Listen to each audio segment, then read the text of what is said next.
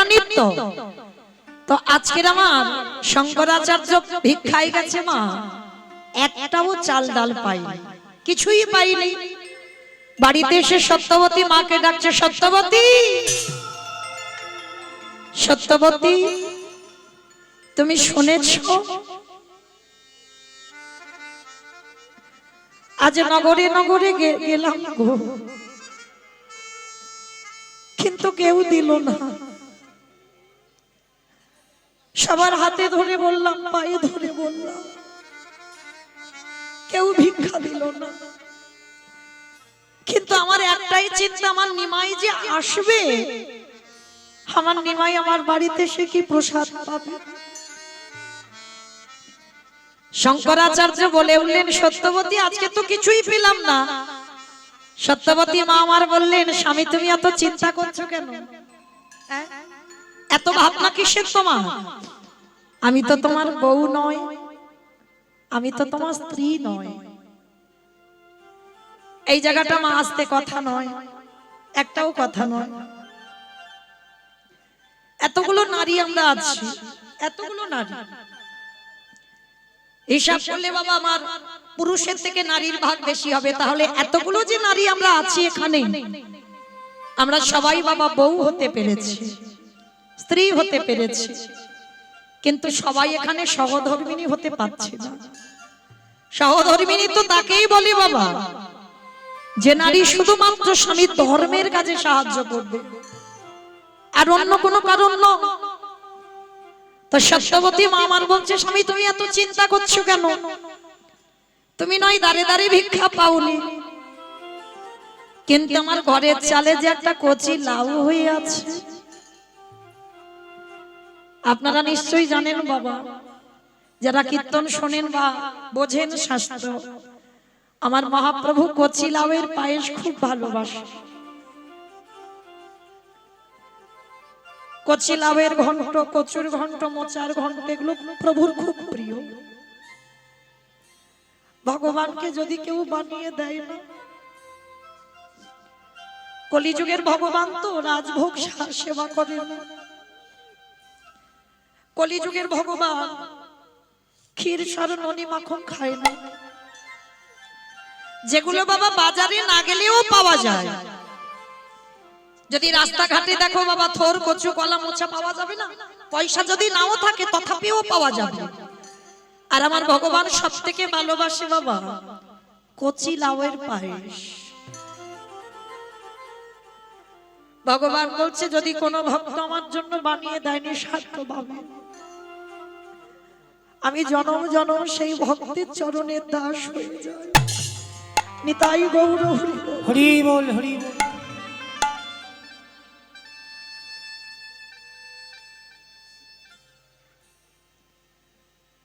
সত্যবতী মাতা বলছে, স্বামী তুমি বেবো না, আমার ঘরে কিছুই নাই রইল, কিন্তু কচি লাউটা তো আছে। আজকে নিমাই যখন হরিনাম করতে করতে আসবে, আমি ওই কচি লাউয়ের পায়েসটা বানিয়ে দেব। ঠিক আছে সত্যবতী, ততক্ষণে তাহলে আমি স্নানে যাই, তুমি একটা কাজ করো, ততক্ষণে লাউটা বানাও। মায়েরা সবাইকে বলছে একটু আস্বাদন করবেন, হরি নাম যারা ভালোবাসে তাদের গতি কি হয়, শেষ পরিণতিটা কি হয়। এইবার সত্যবতী মামা আর গাছে থেকে বাবা লাউটাকে পেরেছে ভোরের বেলা, প্রভু আসবে সকাল বেলা, ভোরের বেলা লাউটাকে পেরেছে। আর লাউটাকে পেরে বাবা লাউয়ের পায়েস করতে গেলে বাবা লাউটাকে কুচি কুচি করে কাটতে হবে। ধারালো অস্ত্রটা নিয়েছে, লাউটাকে পেরেছে, ভোরবেলা ব্রহ্ম মুহূর্তে স্নান করেছে, প্রভুর জন্য বানাবে বলে কথা। আর ঠিক ওই ভোরের বেলা প্রভু আমার ভক্তদের নিয়ে আসছেন নগর ভ্রমণ করতে করতে। ভজ শ্রী কৃষ্ণ কহ শ্রী কৃষ্ণ লাহ শ্রী কৃষ্ণে নামে। ভজ শ্রী কৃষ্ণ কহ শ্রী কৃষ্ণ লহ শ্রী কৃষ্ণে নামে। ভক্তগণ বলছে দাঁড়াও, আমরা কেউ গাইবো না। বলে কেন গাইবে না কেন? বলে ওই নাম তোমার ইচ্ছে হয়তো তুমি গাও, কিন্তু আমরা কেউ গাইবো না। সে কি আমি এত ভালো গান গাইছি তোমরা গাইবে না? বলে না, আমরা কেন মরতে ওই গান গাইবো? আমরা কি গাইবো জানো? শোনো প্রভু, অমাইরা সবাই আমার সঙ্গে একটু গাইবে। এটা তো আর অজানা গান নয়, এ পদাবলী সবাই জানি আমরা। কই দেখি একবার হাতটা তোলো তো দেখি। সন্ধ্যাবেলায় ভজনের ভজন হয়ে যাক, কীর্তন শোনার কীর্তন শোনা হয়ে যাক। সবাই কই যারা দাঁড়িয়ে আছেন আমার দাদা ভাই, বাবা ঠাকুর ভাইরা যারা দাঁড়িয়ে আছেন সবাই তোলেন একবার একসঙ্গে সবাই। আমার পিছনে হাত ধসে যাচ্ছে কেন? তোলো দেখি সবাই। আগে আমি গাইবো, আমার সঙ্গে দোয়ারি করবেন, কেমন? সবাই ভজ গৌরাঙ্গ কহ গৌরাঙ্গ লহ গৌরাঙ্গে নাম রে বলো ভজ গৌরাঙ্গ। বাহ! ভজ গৌরাঙ্গ কহ গৌরাঙ্গ লহ গৌরাঙ্গে নাম রে বলো।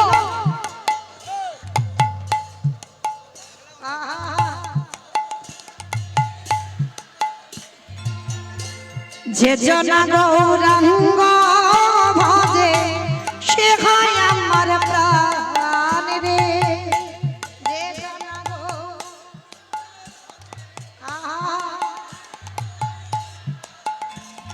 ওগো যে জনা গৌরাঙ্গ ভজে সে হয় আমার প্রাণ রে। বলো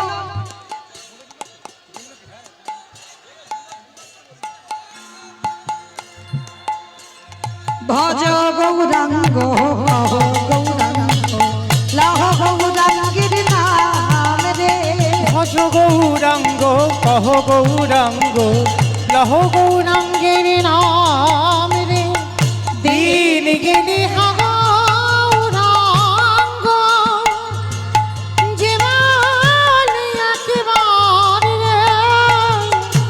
দিন গেলে গৌরাঙ্গ জীবন একবার রে। সে জন আমার হয় আমি হই তারে।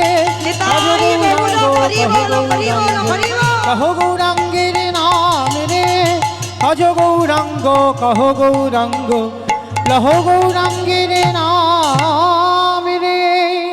ওই হরি নামের ধ্বনিটা ভাসতে ভাসতে সত্যবতীর মায়ের কানে বাজছে।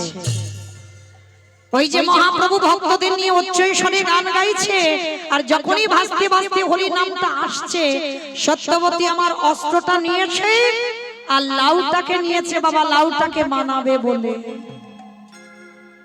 হরি নাম যারা প্রকৃত ভালোবাসে বাবা, ছেলে খেলা ভাবে হরি নাম করলে হবে না বাবা। শুধু একটা কথা মনে রাখবে, হেসে কীর্তন শোনা শ্রোতা অনেক পাওয়া যায়, নাচানাচি করা শ্রোতা বাবা অনেক পাওয়া যায়, কিন্তু এই মহাজনী পদাবলী বৈষ্ণব পদাবলীতে কীর্তন গেয়ে আর কীর্তন শুনে যদি নয়ন জলি বক্ষ যুগল ভাসাতে পারো, তোমার কীর্তন গাওয়া আর কীর্তন শোনা বাবা দুটোই ধন্য হয়ে যায়। প্রকৃত যারা নাম ভালোবাসে তাদের দশা দেখো। এবার ওই হরি নামের ধ্বনিটা শঙ্করাচার্যের স্ত্রী সত্যবতীর কানে বাজছে। লাউটাকে নিয়েছে, আর লাউটাকে নিয়ে যখন বানাবে, ঠিক ভোরের বেলা ওই সত্যবতী মায়ের একটা ছেলে ছিল, সবে মাত্র কথা বলতে পারে না, হামাগুড়ি দেয়, যার নাম ছিল গোপাল। মামা ছেলের নাম রেখেছে গোপাল। কেন? যদি বাবা ভুলবশত কোনদিন আমি ভগবানের নাম ভুলে যাই,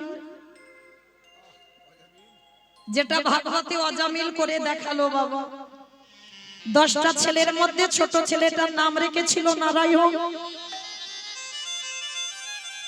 ওই নারায়ণ নারায়ণ বলতে বলতে বাবা যে অজামিল মানুষ খুন করেছে, ডাকাতি করেছে, ব্রাহ্মণের ছেলে হয়ে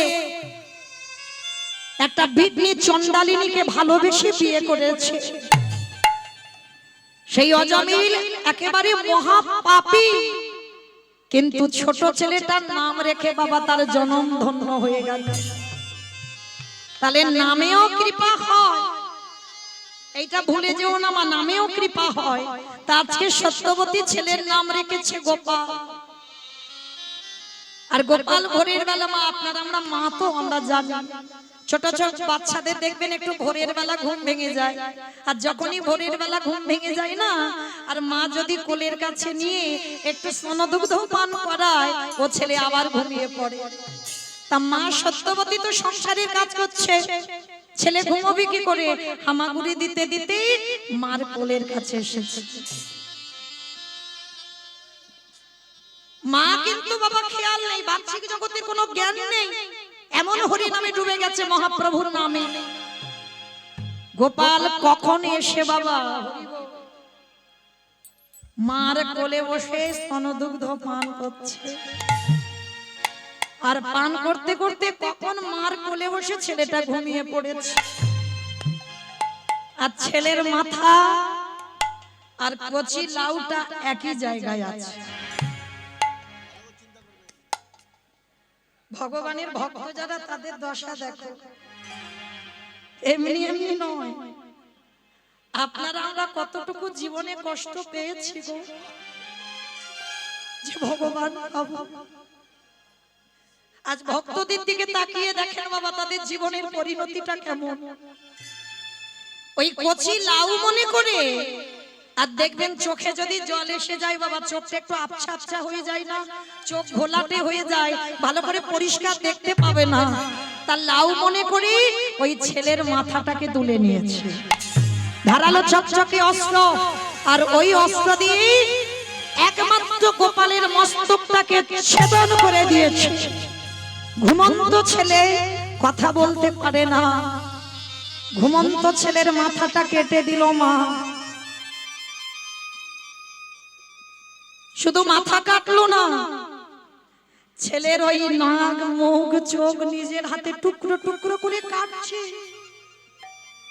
আর ওদিকে হরিনাম হচ্ছে, মা আমার মাথা দোলাচ্ছে, আর হরিনামে নয়ন জলে বুকটা ভেসে যাচ্ছে। ছেলের মাথাটা টুকরো টুকরো করে একটা থালাতে রেখে দিয়েছে। মা ভাবছে ওটা কচি লাউ, মায়ের কোনো বাহ্যিক জ্ঞান নেই। কিছুক্ষণ পরে শঙ্করাচার্য স্নান করে ঘরে ফিরেছে, আর ঘরে ফিরে যেই না উঠানে পাটা দিয়েছে,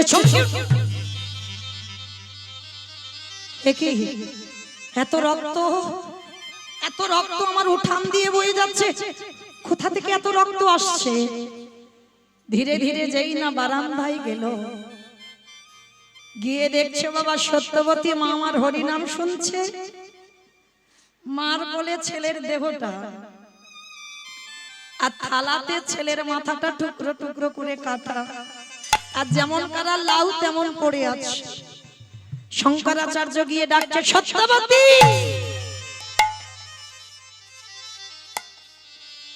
দেখবেন মা, প্রকৃত যে ভগবানকে ভালোবেসে ফেলে, প্রকৃত যে ভগবানের নামে একবার ডুবে যায়, তার বাহ্যিক জগতের কিছু আর খেয়াল থাকে না, সব ভুলে বসে থাকে। কারণ বাহ্যিক জগতের সম্পদে বাবা দেহে সুখ হয়, বাহ্যিক জগতের সম্পদে দেহে সুখ হয়।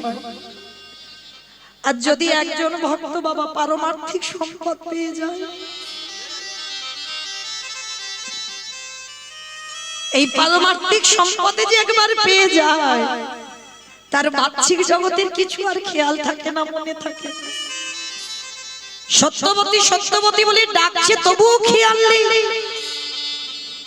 হরিনাম শুনেই যাচ্ছে বাবা, আর কেঁদে বুকটা ভেসে যাচ্ছে, মায়ের ছেলের জন্য কাঁদছে না, মহাপ্রভুর ওই হরিনামটা শুনে কাঁদছে। যেই না শঙ্করাচার্য এসে অঙ্গটা স্পর্শ করেছে, সত্যবতী আমার কথা তুমি শুনতে পাচ্ছ না? যেই না অঙ্গটা স্পর্শ করেছে, স্বামী স্বামী তুমি আমায় আমায় ডাকছিলে, দেখো তুমি কি করেছো, দেখো কি করেছো, আমার একমাত্র গোপাল, তুমি লাউ মনে করে আমার গোপালের মস্তকটাকে ছেদন করে দিয়েছো। যেই না তাকিয়েছে, দেখে না থালাতে ছেলের টুকরো করা মাথা, চিৎকার করে ডাক দিল, গৌরক্ষরী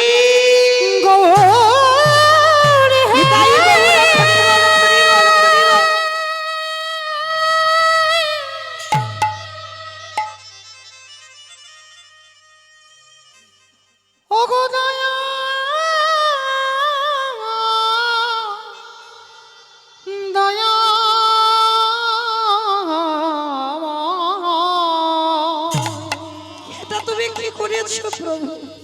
এ তোমার কেমন লীলা, এ তোমার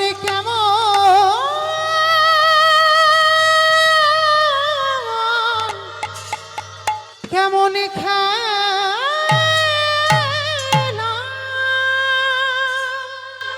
আজকের পর থেকে তো তোমার কেউ আর বলবে না, কেউ ভালোবাসবে না, কেউ তোমার হরি নাম শুনবে না। আমার কথা শোনার পর কেউ তোমার হরি নাম শুনতে গেলে ভয় পাবে। তারা মনে ভাববে তোমার নাম শুনলে বুঝি তাদের সারা জনম কাঁদতে হবে। কেন করলে প্রভু? চিৎকার করে সত্যবতী মা কাঁদছে, আর ঠিক সেই সময় গৌর হরি আমার শঙ্করাচার্যের বাড়িতে ঢুকছে। সত্যবতী মার সঙ্গে সঙ্গে মুখটা চেপে ধরে বলল, চুপ, একটুও কেঁদো না, একটুও কেঁদো না সত্যবতী। যেটা করে প্রভু মঙ্গলের জন্যই করে। সত্যবতী মা আমার বললেন, এটা কোন মঙ্গল বলতে পারো? এটা কোন মঙ্গল যে হরিনাম শুনলে আমার পুত্র হারাতে হয়, এটাকে মঙ্গল বলে? সত্যবতী, আমি তোমার একটা কথা বলে রাখি, শোনো। আমার ছেলেটা মরে গেছে, ওর শোক আমি নিতে পারবো। আমার ছেলেটা মরে গেছে, ওর শোক আমি নিতে পারবো, কিন্তু আমার বাড়িতে যখন আমার প্রভু জানবে যে আমার বাড়িতে আমার ছেলে মরেছে অসহজ, আমার গৌর হরি আমার বাড়িতে আর কীর্তন করবে না। এইটা আমি মেনে নিতে পারবো।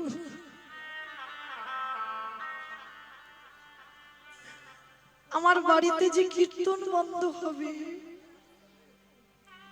এইটা আমি মেনে নিতে পারবো না।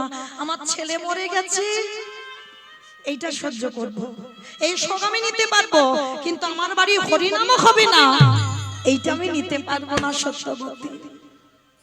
কিন্তু মায়েরা, মা কি সইতে পারে? চিৎকার করে কাঁদছে।